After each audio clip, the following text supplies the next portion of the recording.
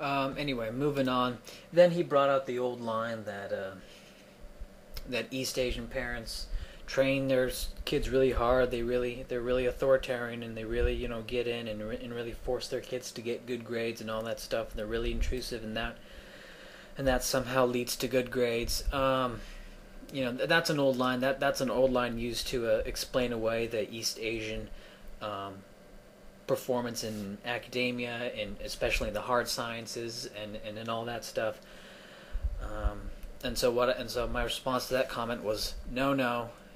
Asian parenting styles correlate with lower grades, and I'll put a link in the description that says why this is and how East Asian parenting styles do not result in good grades on the aggregate.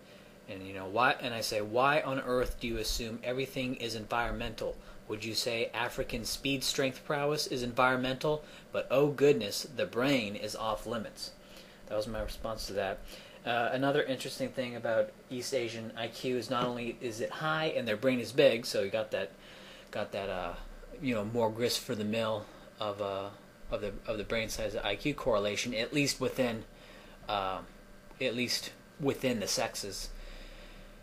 But also, the subtest scores on the IQ tests correlate with the hard sciences, and I think I heard.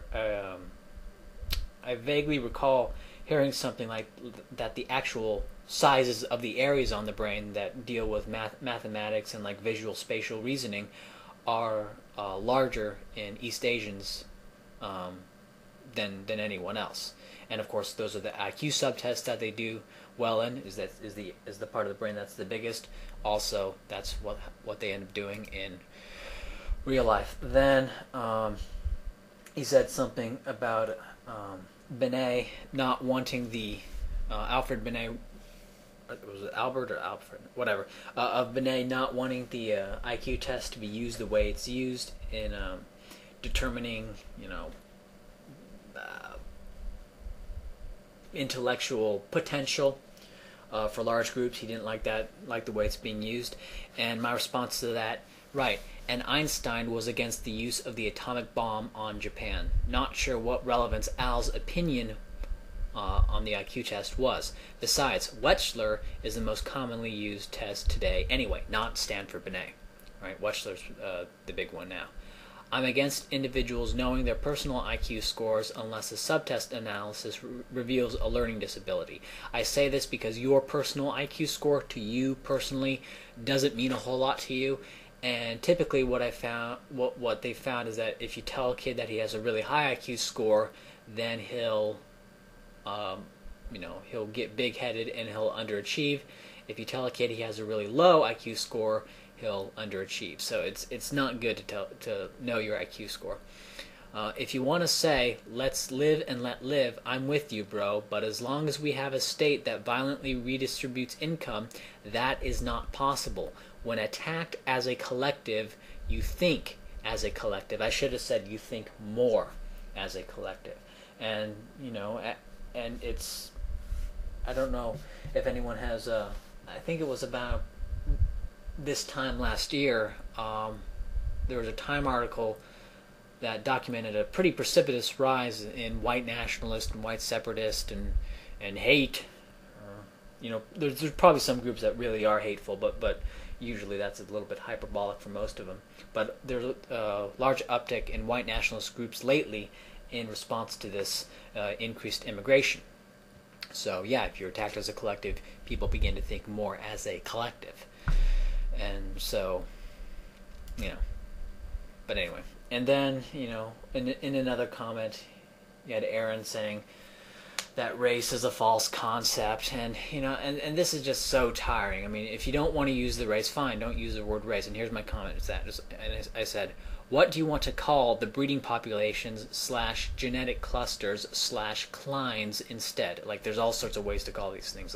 There's, and what's maddening is that the very people who say there's no such thing as race continue to deal in race.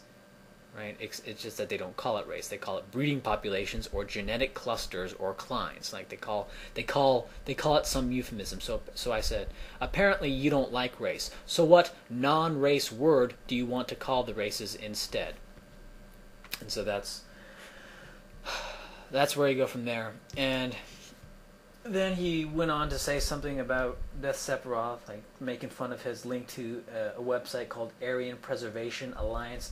I'm not going to get into the meaning of the word Aryan. You know, apparently it, you know, their contention is that it has to do with Iranians who then spread it out into Europe, and that's why the word Aryan is appropriate. But whatever.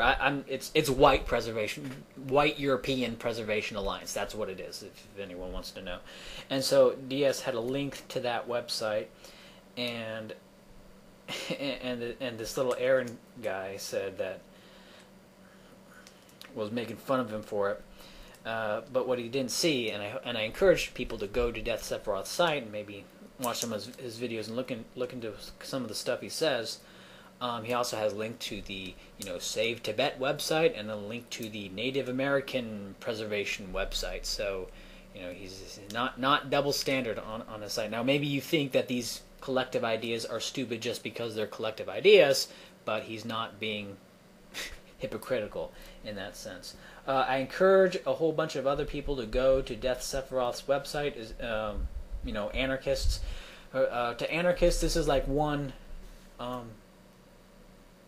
site that one YouTube channel that you may actually find some stuff that you might find interesting, because once you become an anarchist, it's really hard to find interesting stuff to read, because it's like, oh, caused by the state, oh, caused by the state, oh, caused by the state, and you can read things and you can just kind of like say, oh, bunch of crap, oh, this idea is a bunch of crap, and you can just kind of throw things out a lot quicker, and you can read between the lines a lot easier once you realize that the state is a bunch of crap. But with Death Sephiroth stuff, he's talking about a whole lot of stuff that doesn't have to do with the state, and in fact, Death Sephiroth himself is an anarchist. He just advocates a peculiar social organization within anarchy, and I say peculiar not in the pejorative sense. It's just it is rather peculiar and actually rather interesting. And I encourage people to go take a look at Death Sephiroth's site and videos. So, but yeah. Fuck you, AtheistAaron.